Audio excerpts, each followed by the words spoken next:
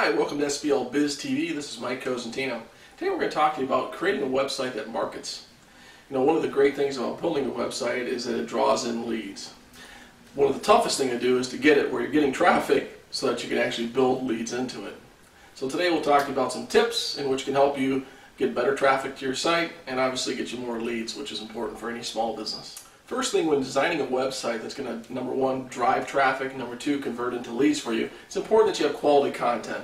I can't stress that enough, that you have to make content that is readable first and then is SEO compatible second. Okay, and what I mean by that is, obviously you're going to want to have keywords built into your content, but I highly recommend that you write first and then SEO second.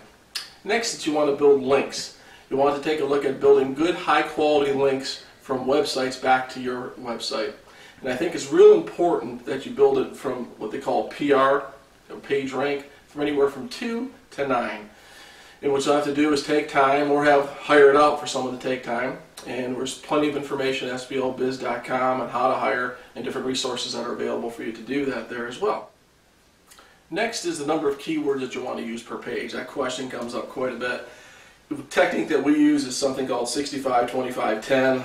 Everyone's got their own way. We use 3 different keywords per page, 65% of the main keyword, 25% of the next keyword, 10% of the next keyword.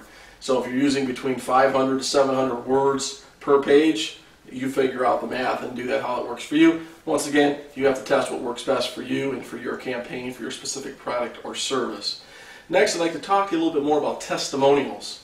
I think testimonials are really important on any type of small business website. What it does is it shows people that you've had success with other people, and it gives credence to your business. So I highly encourage you to take a look at utilizing testimonials for your local product or service.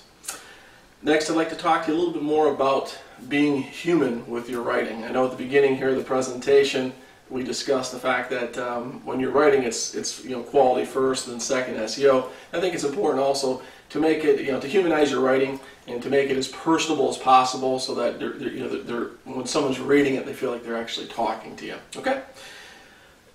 Our nav bars. I think nav bars are really important when you're going to a website, and it's another tip that I would give to you, is that making it so that when someone comes to your website, they can easily find information.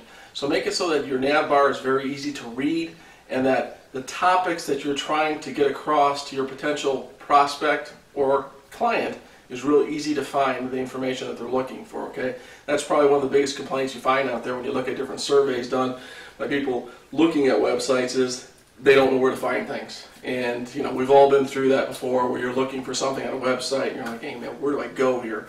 Obviously you want to make it real accessible and very easy for people to find. So once again, make your nav bar clean, make the website clean so it's easy to find all the information that you've worked so hard at putting together for people. Okay. Test accessibility. How accessible is your site? I would try to test it from different browsers. There is, if you go into Google and you Google different browsers, you can test browsers from different types of softwares that are available out there, and we'll talk more about that in a future episode. Too much to get into here, but you can test different browsers by just giving your website, plugging in a piece of software. If you go to Google and type in different testing of accessibilities for browsers, you'll find different opportunities out there for you to do that. I would also encourage you to create a blog for your company website, and there's a multitude of different reasons. One is fresh content is extremely important out there on the web. Secondly is it makes you more of an authority as your corporation, small business, or service. It shows you as more of an authority on your specific topic if you're constantly putting information out there, taking the time to research it, put it together. And traffic is another big reason you want blogging. Blogging has been proven over and over again to be a good builder of natural, organic traffic. And ultimately, it's really important when you're blogging that you build links back to it, which ultimately builds you the traffic. Okay? Okay, so far we've talked about the importance of quality content. We've talked about the importance of getting good links back to your site. We've discussed with you why it's so important for making it easy for people to navigate through your site. We've also discussed the importance of blogging. Now, you've gone through all these steps, but ultimately the most important thing is that you get leads. And how do we get leads? Well, it's real important that we have CTAs, call to actions. And call to actions, what are they? Really, it's just calling the person that's coming into your website to an action, telling them to do this next. How do we do that? Well, you have to provide value. And the easiest way to do that is ebooks. Putting ebooks together or free giveaways, whether it's whatever your product or service is, you know what's important to a consumer or another business that's coming to your website. It's important for you to be able to provide that to them. So coming up with as many call to actions as you possibly can is critically important.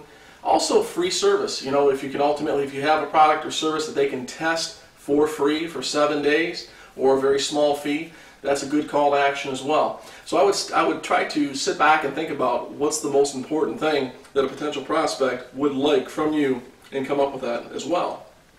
Along with that, designing landing pages.